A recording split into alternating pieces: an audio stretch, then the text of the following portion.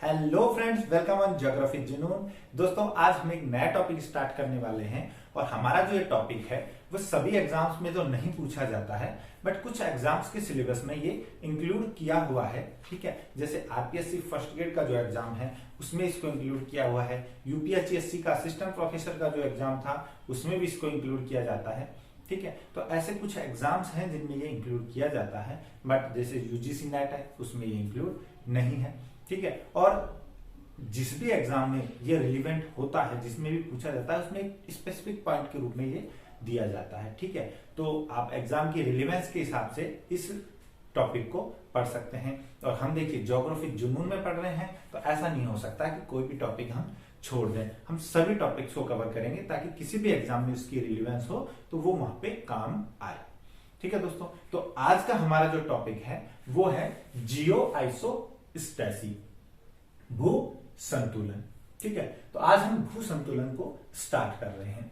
ठीक है, तो जियो आइसोस्टेसी, जियो मतलब क्या होता है? अर्थ, पृथ्वी। ठीक है, और आइसोस्टेसी का मतलब क्या होता है? देखिए, आइसोस्टेसी जो है एक ग्रीक वर्ड होता है आइसोस्टेसियस, आइसोस्टेसियस, जिसका मतलब होता है हिंदी में समस्थिति। ठीक है, तो ये समस्थिति वर्ड जो है उससे बना है आइसोस्टेसी। इंग्लिश में इसको बोलते हैं इन इक्विपोशिया। ठीक है, समस्थिति, इंग्लिश में इसको इन इक्विपोशिया बोलते हैं। तो ग्रीक वर्ड आइसोस्टेसिस से आइसोस्टेसी वर्ड निकला है, मतलब समस्थिति से ही वर्ड निकल के आया है संतुलन, पृथ्वी का संतुलन। ठीक है, तो भू संतुलन का बेसिक मीनिंग क्या होगा? पृथ्वी का संतुलन। अब देखिए संतुलन कैसे, किस प्रकार के संतुलन की हम बात करने वाले हैं। देखिए, हमारी जो पृथ्वी है उस पर क्या है? पर्वत है, पठार है, मैदान है, नदियां हैं, झीलें हैं, तालाब है, सागर है। ठीक है, तो यानी कोई स्थलाकृति तो क्या है? बहुत ऊंची है, कुछ स्थलाकृतियां धसी हुई हैं जमीनें, बट इन सब स्थलाकृतियों को अगर ओवरऑल देखा जाए तो हमारी जो पृथ्वी है उस पर ये सभी स्थलाकृतियां एक संतुलित अवस्था में है, एक बैलेंस पोजीशन में है। या मैं कहूं ये जो संतुलन है वो कैसा संतुलन है? स्थिरता है। ठीक है, इसको स्थिरता भी बोल सकते हैं कि ये स्थिरता है, या मैं बोलूं ये कैसा है? इक्विलिब्रियम में है। ठीक है, संतुलन में है। सारी जितनी भी स्थलाकृतियां हैं पृथ्वी के धरातल पर, जितनी भी स्थलाकृतियां हैं वो एक ब्रॉड स्पेक्ट्रम में हम देखें तो सब संतुलित अवस्था में है। ऐसा कुछ नहीं हो रहा है कि कोई भी पर्वत अचानक ऊपर उठ करके टूट के नीचे गिर रहा है। मतलब एक बड़े धरातल को देखें तो संतुलन की अवस्था में है। अब ये संतुलन कैसा हो सकता है? देखिए, संतुलन जो है वो दो तरह का हो सकता है। पहला हो सकता है कि भौतिक संतुलन की स्थिति में हो, भौतिक यानी फिजिकल। स्टेबिलिटी कैसी हो सकती है? फिजिकल हो सकती है। या हो सकता है कि यांत्रिक संतुलन की स्थिति में हो, मैकेनिकल। ठीक है, भौतिक या यांत्रिक दोनों रूप से स्थिर हो। अब भौतिक संतुलन क्या होता है? भौतिक संतुलन का मतलब है कि जो चीज जहां है वह वैसी की वैसी बनी हुई है। मतलब जो भी स्थलाकृति हमारी है उसमें ना तो वो बढ़ रही है न घट रही है, उसमें किसी प्रकार की कोई गति की स्थिति नहीं है, तो वो कैसा होगा?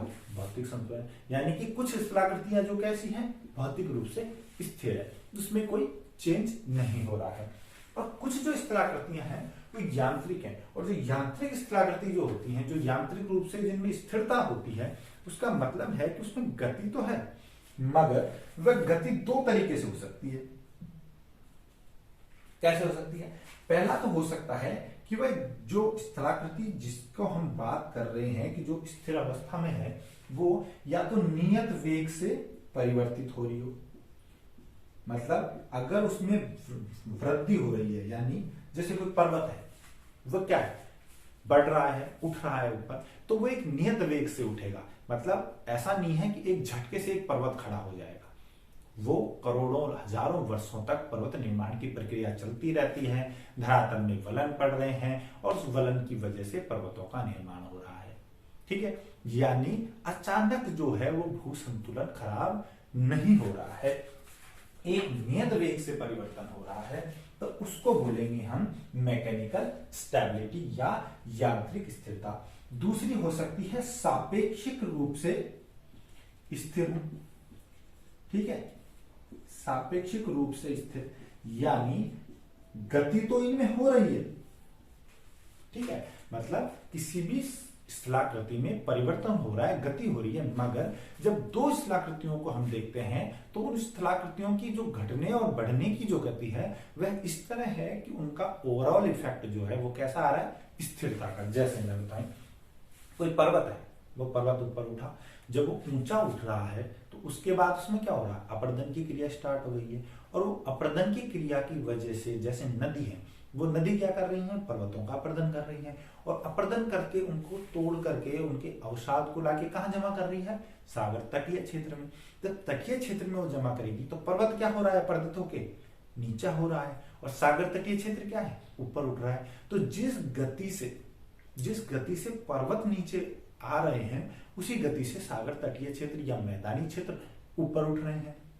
क्लियर है, क्योंकि अवसादों का जमा हो रहा है। तो जब इनकी ओवरऑल हम बात करेंगे परिवर्तन की, तो ओवरऑल परिवर्तन क्या होगा, जीरो। ओवरऑल परिवर्तन जीरो होगा ना।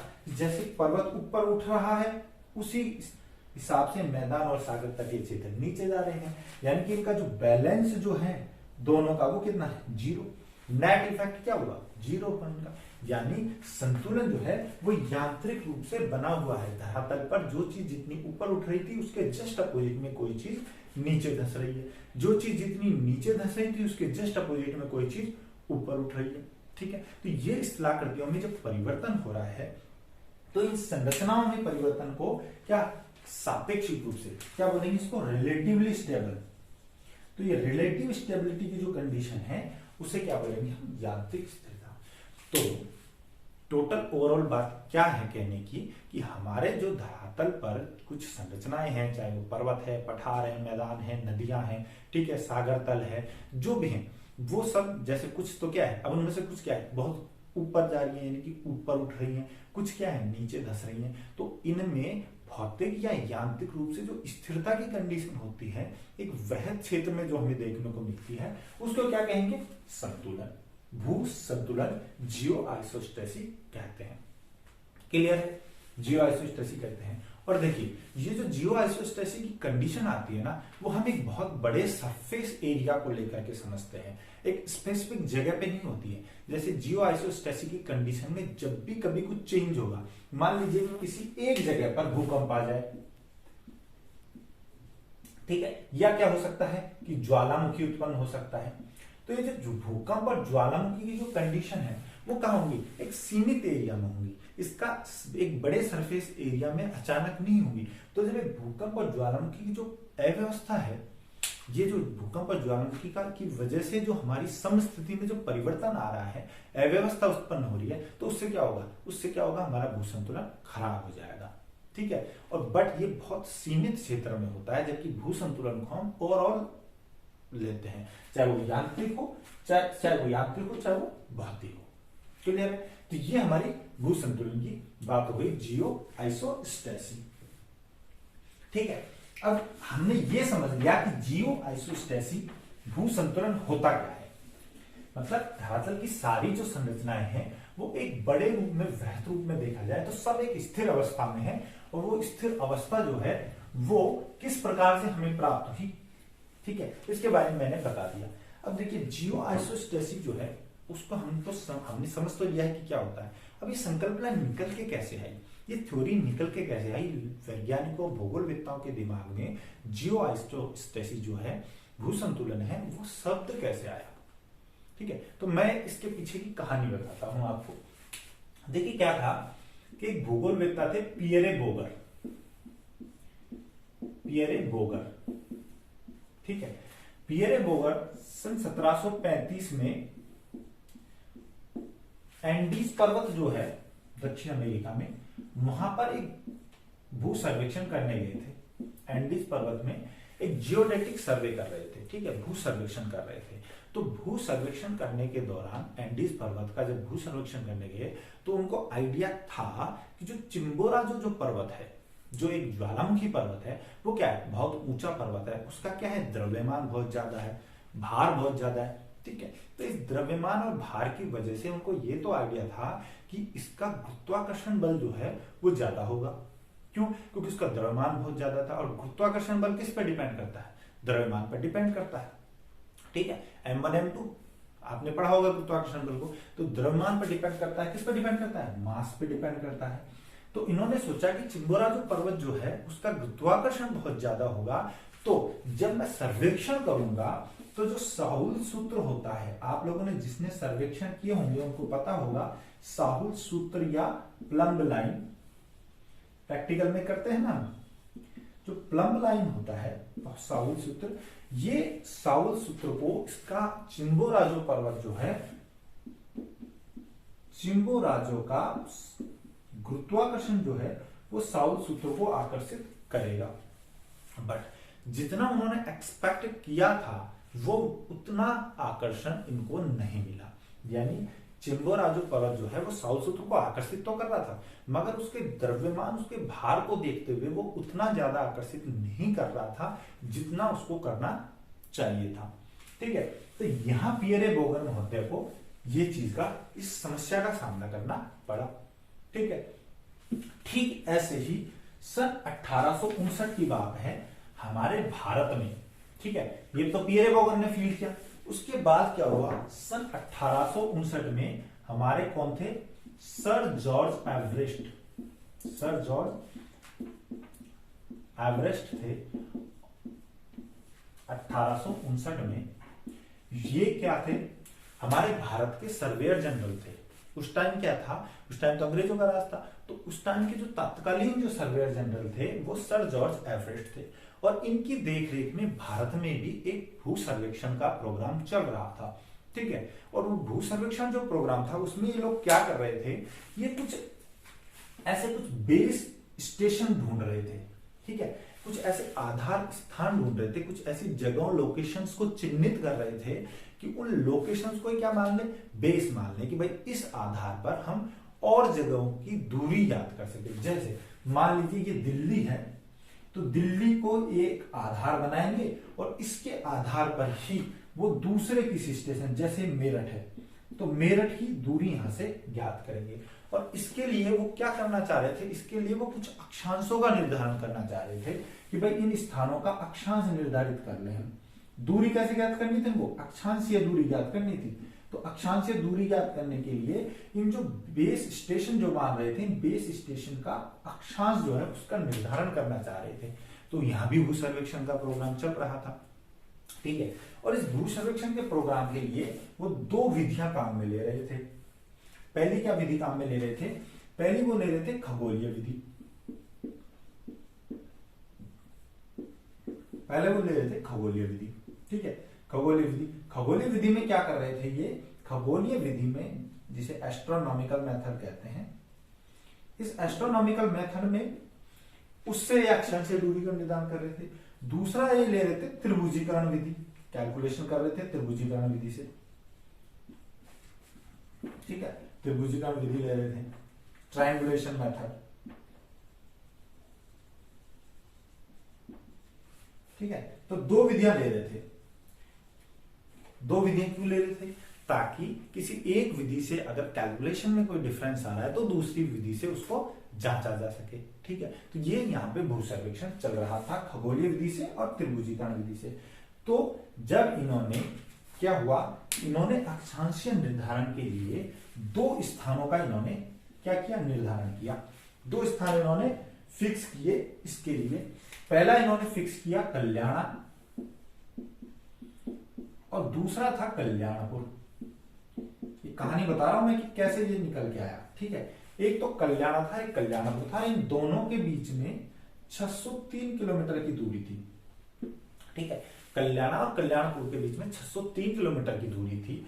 तो जब इन दोनों विधियों से, खगोलीय विधि से और त्रिभुजीकरण विधि से, इन्होंने जब कल्याणा का अक्षांश निर्धारित किया और फिर कल्याणपुर का अक्षांश निर्धारित किया, तो इन्होंने देखा कि जो अक्षांशीय दूरी खगोलीय विधि से इनकी निकल के आई थी, कल्याण से कल्याणपुर के बीच, मान लीजिए यहां एक लैटिट्यूड था इसका और यहाँ एक लैटिट्यूड था। ठीक है, तो इन दोनों के बीच जो अक्षांशीय दूरी निकल के आ रही थी वह खगोलीय विधि से तो कम आ रही थी और त्रिभुजीकरण विधि से अधिक आ रही थी। ठीक है, खगोलीय विधि से तो कम आ रही थी और त्रिभुजीकरण विधि से अधिक आ रही थी। ऐसा कितना डिफरेंस आ रहा था इनमें दोनों के बीच में जो डिफरेंस आ रहा था वो आ रहा था 5.236 सेकेंड्स का। 5.236 का इनके डिफरेंस आ रहा था। ठीक है, कल्याणा और कल्याणपुर के बीच में, यानी एस्ट्रोनॉमिकल मेथड जो है उससे कम और ट्रायंगुलर मेथड से अधिक आ रही थी अक्षांशीय दूरी इनके बीच में। तो इनको इस चीज पे सरप्राइज हुआ कि ऐसा क्यों हो रहा है, कि ऐसा क्यों हो रहा है कि हमारे इसमें इतनी कमी, इतनी त्रुटि आ रही है, इतनी ज्यादा डिफरेंस आ रहा है दोनों की कैलकुलेशन में। 5.23 सेकेंड्स का आ रहा था अक्षांशीय दूरी में डिफरेंस। तो इस चीज को लेकर के इन्होंने क्या किया, इस चीज को लेके एक ब्रिटेन के जो है शाही एस्ट्रोनॉमर थे, शाही खगोलविद थे, क्या नाम था उनका, सर जॉर्ज एरी। क्या नाम था, सर जॉर्ज एरी था। ठीक है, ये सर जॉर्ज एरी से इस बात को कंफर्म करने गए कि भाई ऐसा हो क्यों रहा है।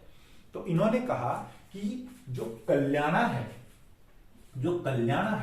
वह कहां है, हिमालय के पास स्थित है। कहां, हिमालय के पास स्थित है और यह हिमालय से मात्र 96 किलोमीटर की दूरी पर है। कौन सा शहर, कल्याणा। और कल्याणपुर इससे कितना दूर था, 603 किलोमीटर। तो क्योंकि कल्याणा हिमालय के पास स्थित है जबकि कल्याणपुर दूर है, इस वजह से ये जो है यहां पर हिमालय जो है वो साहुल सूत्र को क्या कर रहा है, आकर्षित कर रहा है। साहुल सूत्र का आकर्षण हो रहा है। किसकी वजह से, हिमालय के गुरुत्वाकर्षण की वजह से। ठीक है, जब इस साहुल सूत्र को अपनी ओर आकर्षित कर रहा है, इस वजह से खगोलीय विधि में जो है अक्षांशीय दूरी का निर्धारण वो कम हो रहा है। ठीक है, ये किसने कहा, एरी ने, यानी इसको एरी ने नाम दिया गुरुत्व विसंगति। गुरुत्व विसंगति नाम दिया, ग्रेविटेशनल एनोमली। ठीक है, तो ग्रेविटेशनल एनोमली की वजह से इनके बीच की अक्षांशीय दूरी में 5.236 सेकंड जो है उसका डिफरेंस आ रहा था। क्लियर है, ये बात हो गई 1859 की। ठीक है, इसके बाद इसी बात पर जो है किसने चर्चा की, एक और दूसरे ज्योग्राफर जिनका नाम था आर्किडिकन प्रैट। ठीक है, ए प्रैट, आर्किडिकन प्रैट, इनको भी इसी बात के ऊपर पूछा गया। तो इन्होंने 1885 में इसी गुरुत्व विसंगति को कारण मान लिया। इन्होंने भी गुरुत्व विसंगति को ही कारण मान लिया, मगर गुरुत्व विसंगति को कारण मानने के साथ साथ इन्होंने सोचा कि क्यों ना मैं कैलकुलेशन करके देखूं कि आप वास्तव में इतनी ही विसंगति आनी चाहिए जितनी उन लोगों के आ रही थी। सर जॉर्ज एवरेस्ट जब कर रहे थे सर्वेक्षण, तो क्या उतनी ही विसंगति आ रही थी। तो इन्होंने क्या किया, इन्होंने कहा कि भाई हिमालय जो है वो किसका बना है, हिमालय किसका भाग है, सियाल का भाग है। ठीक है, सियाल सीमा आपको पता है, हिमालय सियाल का भाग है। और जो सियाल है इसका हम घनत्व मान ले कि सियाल का घनत्व कितना है, तो इन्होंने सियाल का घनत्व माना 2.75 ग्राम पर सेंटीमीटर क्यूब। ठीक है, तो सियाल का घनत्व 2.75 ग्राम पर सेंटीमीटर क्यूब है औसत घनत्व। तो इन्होंने हिमालय का घनत्व ये ही मान करके और इन्होंने कैलकुलेशन स्टार्ट कर दी। तो इन्होंने जब कैलकुलेशन की, ठीक है, दोनों विधियों से, किससे, इसमें एस्ट्रोनॉमिकल मेथड से किया और त्रिभुजीकरण विधि से। जब इन्होंने कैलकुलेशन की तो इन्होंने पाया कि जो विसंगति उनके बीच में, जो अक्षांशीय दूरी में डिफरेंस है वो आया 15.885 सेकेंड। कितना है, 15.885 सेकेंड का डिफरेंस आया।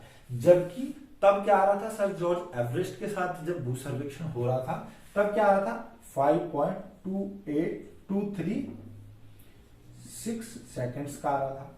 यानी जो डिफरेंस है वो लगभग 3 गुना आ रहा था। ठीक है, ऑलमोस्ट कितना आ रहा था, 3 गुना के लगभग ये जो है क्या आ रहा था, गुरुत्वीय विसंगति जो है उसकी वजह से त्रुटि 3 गुना आ रही थी। तो प्राट महोदय ने सोचा कि भाई जब हम हिमालय का घनत्व 2.75 माने, क्योंकि वो सियाल का भाग है, तो उसके हिसाब से तो ये त्रुटि 15.885 सेकंड आनी चाहिए थी, मगर आ रही है 5.236 सेकंड। ठीक है, तो ऐसा क्यों हो रहा है? यानी कोई तो ऐसी वजह है कि हिमालय को जो है जितना आकर्षण करना चाहिए था उतना आकर्षण साहुल सूत्र का नहीं कर रहा है, प्लम्ब लाइन को वो उतना ज्यादा अट्रैक्ट नहीं कर रहा है जितना उसको नॉर्मली करना चाहिए था। ठीक है, तो ये प्राट मध्य ने देखा। अब जब एरी और प्राट दोनों ने जो संकल्पना देखी, तो अब इस बात ने कि हिमालय जो है, जो कि सबसे बड़ा पर्वत है दुनिया का, वह उतना आकर्षित नहीं कर रहा है जितना उसको आकर्षण करना चाहिए था। यानी उसका गुरुत्वाकर्षण बल जो है वो उसके द्रव्यमान के अकॉर्डिंग नहीं है। और यही समस्या कहां आई थी? पियरे बोगर को आई थी, चिम्बोराजो पर्वत, एंडीज पर्वत का जब वो सर्वेक्षण कर रहे थे। और इसी तरह की समस्या का सामना, इसी तरीके की समस्या का सामना जब फ्रांस के पर्वतों का जब सर्वेक्षण हो रहा था, ठीक है, फ्रांस में भी जब पर्वतों का सर्वेक्षण किया जा रहा था, तो वहां पर भी इसी तरीके की समस्या का सामना जियोग्राफर्स को करना पड़ा कि जो पर्वत है वो उतना ज्यादा साउथ सूत्र को आकर्षित नहीं कर रहे थे जितना उन्हें करना चाहिए था। तो इससे, इसी चीज से एक नई समस्या निकल के आती है कि ऐसा क्या है कि हिमालय जो है उसका आकर्षण कम है। ठीक है, तो दिमाग में क्या, वैज्ञानिकों के दिमाग में खलबली मच गई कि ऐसा हो क्यों रहा है, कोई तो वजह होगी कि ऐसा क्यों हो रहा है। क्योंकि वो तो मान रहे हैं कि सियाल जो है वो 2.75 ग्राम पर सेंटीमीटर क्यूब घनत्व के साथ है, और हिमालय भी उसी का बना हुआ है, तो हिमालय का भी इतना ही होगा, इस हिसाब से तो आकर्षण ज्यादा होना चाहिए, क्योंकि द्रव्यमान बहुत ज्यादा है हिमालय का।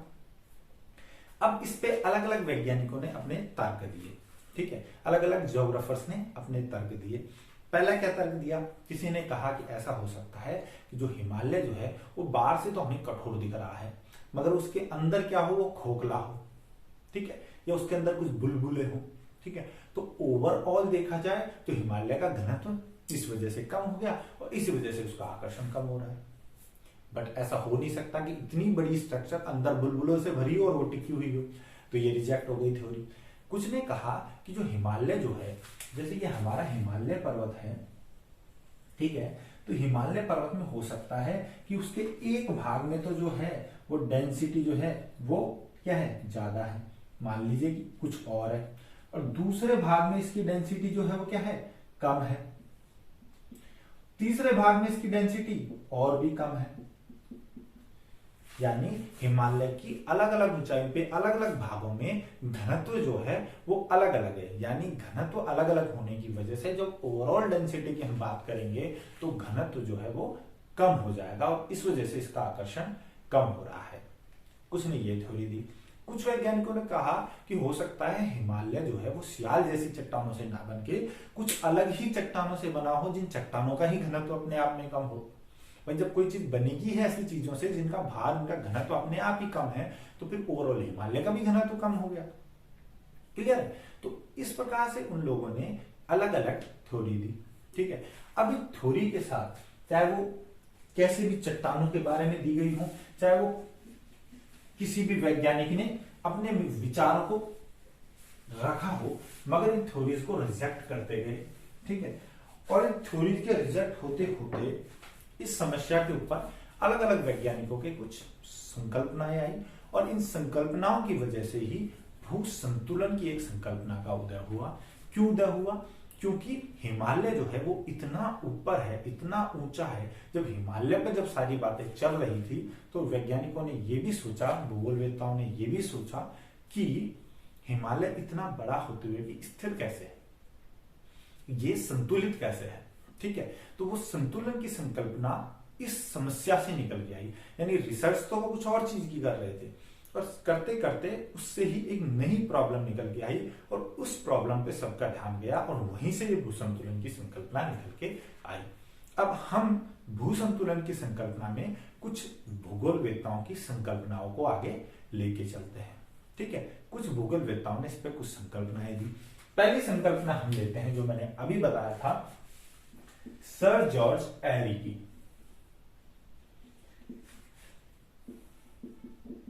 सर जॉर्ज एरी की संकल्पना लेते हैं जो इन्होंने दी थी सन 1859 में।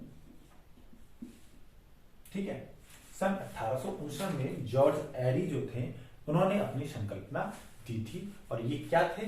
ये जो थे ब्रिटेन के थे, ब्रिटेन के एक क्या थे? रॉयल एस्ट्रोनॉमर थे। ठीक है, तो ब्रिटेन के रॉयल एस्ट्रोनॉमर थे सर जॉर्ज एरी। समस्थिति और हिमालय को लेकर के इनका क्या कहना था? इन्होंने क्या कहा, देखिए मैंने आपको जब पृथ्वी की आंतरिक संरचना पढ़ाई थी तब आपको सियाल, सीमा सबके बारे में मैंने बताया था। तो इनका जो विश्वास था वो किस पे था? ठहराव सिद्धांत पर। किस पे थी? ठहराव सिद्धांत, यानी फ्लोटिंग थ्योरी जो थी उस पर इनकी संकल्पना डिपेंड थी। ठहराव सिद्धांत क्या था? मैंने आपको जब पृथ्वी की आंतरिक संरचना बताई थी तब मैंने बताया था कि सियाल क्या होता है, सीमा क्या होती है, निफे क्या होती है। उसी तरह इन्होंने माना कि जो सियाल है, हमारे जो सियाल है, जो पृथ्वी की ऊपरी परत जो है, ठीक है, सियाल वह हल्के पदार्थों से बनी है। कैसे पदार्थों से बनी है? हल्के पदार्थों से। और इसका घनत्व लगभग 2.67 ग्राम पर सेंटीमीटर क्यूब है। और यह सियाल परत जो है वो अपने सब स्ट्रेटम में, अपने अधः स्तर में सीमा जो है उसके ऊपर तैर रही है। ठीक है, सीमा पर तैर रही है। और सीमा जो है वो भारी पदार्थों की बनी है, भारी पदार्थों की बनी है, और जिसका घनत्व लगभग 3 ग्राम पर सेंटीमीटर क्यूब है। यानी सियाल अपने अधः स्तर में, सब स्ट्रेटम में सीमा जो है उस पर तैर रही है। और इस सियाल और सीमा का तैराव कैसे है? जैसे कोई नाव है, वो नाव पानी में चलती है तो उसका कुछ हिस्सा क्या होता है? पानी में डूबा हुआ रहता है और कुछ हिस्सा ऊपर होता है। ठीक उसी तरह सियाल के ऊपर स्थित जो संरचनाएं हैं, कौन कौन सी होंगी? हमारे पर्वत होंगे, पठार होंगे, मैदान होंगे। ठीक है, ये चाहे सागर का तटीय क्षेत्र हो, सागर नितल हो, ये सब क्या है? ये क्षेत्र जो है वो भी कुछ लेवल पे सीमा के अंदर जो सबस्ट्रेटम जो है, सीमा है, उसमें क्या हो रहे हैं? डूबे हुए हैं। ठीक है, तो इन्होंने ये कहा कि सियाल सीमा पर तैर रही है और सियाल पर स्थित संरचनाएं जैसे एक आइसबर्ग होता है, एक जैसे हिमखंड होता है, उसी तरीके से सियाल पर स्थित संरचनाएं भी क्या है? तैर रही हैं। और आइसबर्ग जो होता है उसका जितना वो पानी से ऊपर होता है उसी उतने का 9 गुना भाग कहां होता है? पानी के अंदर होता है। जो आइसबर्ग जो तैर रहे हैं उनका सिर्फ एक हिस्सा ही पानी से ऊपर दिखाई देता है, जबकि उनका 9 हिस्सा पानी के नीचे होता है। ठीक उसी तरह से जो भी कोई संरचना ऊपर जो दिखाई दे रही है उसका 9 गुना हिस्सा जो है वो सीमा के अंदर सबस्ट्रेटम में डूबा हुआ है। ठीक है, इन्होंने ये बात कही। इन्होंने कहा कि अब हम जैसे पर्वतों की बात करें तो पर्वत, हिमालय पर्वत जितना ऊपर उठा हुआ है, मान लीजिए हिमालय पर्वत है, तो इसकी जो जड़ है वह कहां जा रही है? इसकी जड़ जो है वो 9 गुना भाग, ठीक है, इसकी ऊंचाई का 9 गुना है और वो नीचे सीमा में डूब रहा है। और हिमालय जो पर्वत बना हुआ है, हिमालय की हम ये बात करें तो जैसे इनकी हिमालय की समस्या पूछी गई थी, तो जो हिमालय है हमारा वो कैसा बना है? हल्के पदार्थों से बना है। क्या है ये? सियाल है, मैंने भी बताया। तो जो सियाल है हल्के पदार्थों का बना है, तो ये क्या करेगा? ये जो सीमा है इसके जो भारी पदार्थ हैं उनको यहां से हटाएगा। क्या करेगा? हटा देगा। वह जब किसी चीज को किसी में डुबाया जाएगा तो वहां जो भारी पदार्थ थे उनको इसने हटा दिया। यानी यहां पे मैं आपको एक सिद्धांत बताता हूं, आर्किमिडीज का सिद्धांत। आप लोगों में से कुछ लोगों ने इसको पढ़ा होगा, आर्किमिडीज की थ्योरी। आर्किमिडीज ने क्या कहा था कि कोई भी वस्तु तब तैरती है जब वह अपने द्रव्यमान के बराबर या उससे अधिक द्रव्यमान को उस जगह से जहां वो तैर रही है नीचे से हटाती है। ठीक है, तभी वो तैरती है। ठीक है, तो इसे क्या बोलते हैं? Hydrostatic equilibrium. हाइड्रोस्टैटिक इक्विलिब्रियम कहते हैं। यानी कि कोई भी वस्तु को अगर हम तैराना चाहते हैं तो वो अपने द्रव्यमान के बराबर का जब तरल वहां से हटाएगी तभी वो तैर पाएगी। ठीक है, अब यही बात जब हम हिमालय पे अप्लाई करते हैं तो मान लीजिए हिमालय की जड़ ये 9 गुना आ रही है हिमालय की ऊंचाई से, तो वो हिमालय कब तैर रहा है? हिमालय तब तैर रहा है जब वो उतना ही द्रव्यमान नीचे से हटा रहा है। ठीक है, यानी इसने यहां से जो भारी पदार्थ थे, हमारी जो सीमा थी, उसको क्या किया इसने? यहां से हटा दिया। क्लियर? हिमालय ने, हल्के पदार्थों ने सीमा के भारी पदार्थों को यहां से हटा दिया। हम वजह क्या ढूंढ रहे हैं कि हिमालय का गुरुत्वाकर्षण बल जो है वो कम क्यों है, उसकी वजह बता रहा हूं मैं आपको।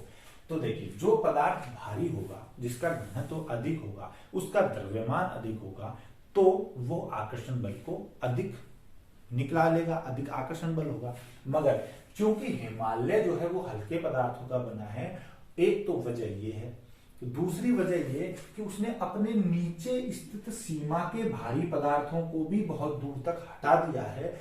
इसकी वजह से हिमालय का गुरुत्वाकर्षण बल जो है वो उतना अधिक नहीं है जितना होना चाहिए था। समझ गए? मतलब अगर कोई चीज ऊपर से नीचे तक हिमालय का भी घनत्व अधिक होता और यहां जो भारी पदार्थ हैं वो भी अधिक मात्रा में होते इस जगह, तो हिमालय का गुरुत्वाकर्षण बल अधिक होता। मगर उन्होंने कहा कि हिमालय का सिर्फ एक हिस्सा ही हमें ऊपर दिख रहा है जो अपने आप में ही कम घनत्व वाला है, और उसके नीचे जो उसका 9 गुना भाग है, जो उसकी जड़ है, उसने नीचे से क्या सीमा के भारी पदार्थ को और हटा दिया है। यानी हम देखें तो ओवरऑल फिर घनत्व बहुत ही कम हो गया है हिमालय के आसपास। इस वजह से हिमालय उतना आकर्षण बल नहीं लगा रहा है जितना उसको लगाना चाहिए था। ये तो इन्होंने समस्या का समाधान दिया हिमालय की का।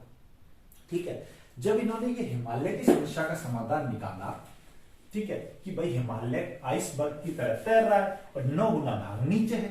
ठीक है, और इस वजह से हल्के पदार्थ ही हल्के पदार्थ हो गए, भारी तो रहा ही नहीं, भारी को तो उसने हटा दिया।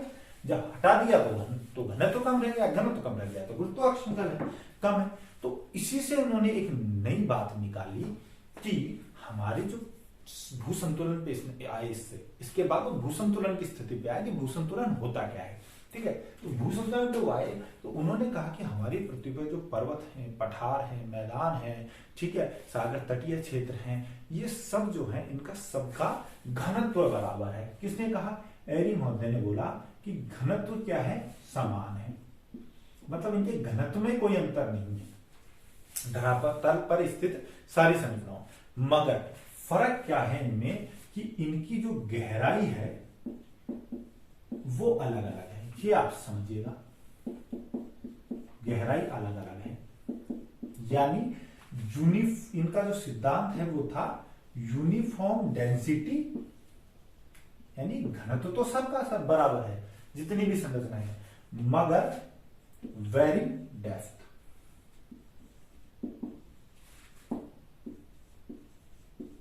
ये थ्योरी थी कि घनत्व तो समान मगर गहराई अलग अलग है। Uniform density with varying depth, ये इनका सिद्धांत था। कैसे था? देखिए, जैसे ये पर्वत है, मान लो इसको, मान लो हम पर्वत मान लें, तो ये जो पर्वत है ये क्या है?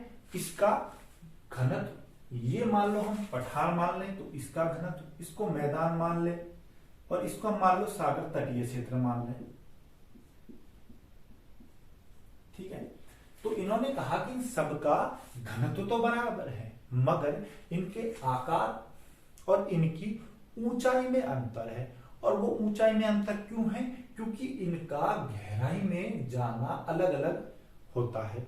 जो भाग, कोई भी भाग जो है वो जितना ऊंचा होगा उसकी जड़ उतनी ही नीचे गहराई में होगी। जो भाग जितना नीचा होगा उसका क्या होगा? उतनी ही गहराई, कम गहराई में उसकी जड़ होगी। यानी कि जो कोई भी, हम मान लो इसको एक स्तंभ मान लें, ठीक है, तो जो स्तंभ जितना ऊंचा होगा, ठीक है, ऊंचा स्तंभ होगा तो उसकी जड़ें क्या जाएंगी? गहराई में जाएंगी। और जो जितना नीचा होगा, जितना कम ऊंचा होगा उसकी जड़ें भी उतनी ही कम गहराई में जाएंगी। यानी घनत्व तो सबका बराबर है, अंतर सिर्फ कितना है, गहराई में अंतर है कि वो सीमा में जा रहे हैं, इसके घनत्व में कोई परिवर्तन नहीं होता है। अब इस चीज को चेक करने के लिए इन्होंने क्या किया, इस चीज को चेक करने के लिए इन्होंने लोहे के कुछ टुकड़े लिए और उन टुकड़ों का आकार और उनकी ऊंचाई जो है, उनकी मतलब लंबाई जो है उसमें अंतर था। और उनको क्या किया इन्होंने, ऐसे जैसे पारा मान लें तो इस पारे के अंदर इन्होंने लोहे के टुकड़े डाल दिए। तो इन्होंने देखा कि उससे क्या निकला कि जो बड़ा था, जिसका आकार बड़ा था और जिसकी ऊंचाई ज्यादा थी, उसकी जड़ जो है वो पारे में ज्यादा गहराई तक जा रही थी, और जो कम ऊंचे थे उनकी जड़ें उसी अनुपात में कम गहराई में जा रही थी। यानी लोहा जो है उसका घनत्व तो सबका बराबर है, मगर उनके आकार और उनकी ऊंचाई के हिसाब से उनकी गहराई जो जड़ की थी वो अलग अलग थी। यानी कि जो धरातल पर जो जितना भी है चीजें हैं उनका सबका घनत्व बराबर है, मगर वो संतुलित अवस्था में इसलिए पाई जाती हैं क्योंकि उनकी जड़ें जो है वो अलग अलग गहराई तक जा रही है। ठीक है, तो इनका विश्वास ऐसे तैराव सिद्धांत में था। इन्होंने माना कि तैराव सिद्धांत के अनुसार ही सियाल जो है उसकी संरचनाएं सीमा में तैर रही हैं और वो संरचनाएं अलग अलग गहराई में जा रही हैं। यानी हम कहें कि किसी भी हम उसकी बात कर लें कि हम मान लो कि किसी भी जगह की हम चट्टानों की बात मान लें, तो जो चट्टाने हैं उनका अलग अलग जगह की जो चट्टाने हैं, अलग अलग जगह जब हम जाएंगे तो अलग अलग चट्टानों की जगह की जो चट्टाने हैं वो सब चट्टाने एक जैसी हैं, पूरे धरातल पर चट्टाने एक जैसी हैं। बस फर्क क्या है कि अलग अलग जगह पर उनके आकार में और उनकी ऊंचाई में अंतर आ रहा है। इस वजह से वो नीचे सीमा में ज्यादा गहराई तक तैर रही हैं। ठीक है, उसके हिसाब से ही वो एक दूसरे को संतुलित कर पाती हैं। घनत्व बराबर होते हुए भी गहराई में अंतर आने के कारण ये अपने आप को संतुलित कर पाती हैं। तो ये एरी मोहत्ते ने कहा था। तो ये हम मान लें ये सीमा है, ये क्या है, सियाल है, और सियाल की ये संरचनाएं हैं। क्लियर है, ये एरी मोहत्ते की संकल्पना थी कि uniform density with varying depth. ये याद रखिएगा, घनत्व समान मगर गहराई में अंतर है, और इस वजह से गहराई में अंतर की वजह से ही ये संरचनाएं एक दूसरे को संतुलित कर पाती हैं। क्लियर है। अब देखिए इसकी दोष क्या था, इस एरी की जो संकल्पना है उसमें क्या दोष रहा होगा। देखिए, जो मान ले हम धरातल के नीचे जब जाते हैं हम, तो क्या होता है, धरातल के नीचे जाने पर हर 32 मीटर पर तापमान 1 डिग्री सेंटीग्रेड क्या होता है, बढ़ता है। तो अगर हम माने कि हमारा हिमालय जो पर्वत है वो कितना ऊंचा है, 8,850 मीटर ऊंचा है, और यह एरी के अकॉर्डिंग क्या है, सिर्फ एक भाग है, और इसका 9 भाग कहां है, नीचे है, 9 भाग नीचे है। अब 9 भाग को हम इससे कैलकुलेट करें तो लगभग कितना आ गया, 79-80 किलोमीटर के आसपास आ गया। भाई 8 किलोमीटर से ज्यादा तो ऊपर ही है, तो नीचे कितना होगा, 79-80 किलोमीटर आ गया। अब सोचो जब 32 मीटर पे 1 डिग्री सेंटीग्रेड टेम्परेचर बढ़ रहा है तो 80 किलोमीटर की गहराई पर तापमान कितना ज्यादा हो जाएगा। और इतना अधिक तापमान होने पर जो ये चट्टाने हैं, जो हिमालय के नीचे की जड़ है, ये तो पिघल जानी चाहिए थी। इतना अधिक तापमान पे तो ये पिघल जानी चाहिए थी। 80 किलोमीटर पे तो कितना अधिक तापमान हो जाएगा, और इतने तापमान पे पिघल जाती, और जब पिघल जाती तो हिमालय स्थिर ही नहीं रह पाता, हिमालय स्थिर नहीं रह पाता। तो एरी की संकल्पना को ऐसे वो तो मिला, समर्थन तो मिला, मगर इस चीज के ऊपर आकर के लोगों को, इसका अन्य भूगोलवेत्ताओं को इनकी संकल्पना में कुछ दोष दिखाई दिए कि 32 मीटर की गहराई पर जब 1 डिग्री सेंटीग्रेड टेम्परेचर बढ़ रहा है तो हिमालय की 9 गुना जड़ जो है उसका तो अब तक पिघल जाना चाहिए। ठीक है दोस्तों, और हिमालय स्थिर नहीं होना चाहिए था। ये एरी की संकल्पना थी। ठीक है, एरी की संकल्पना हो गई है।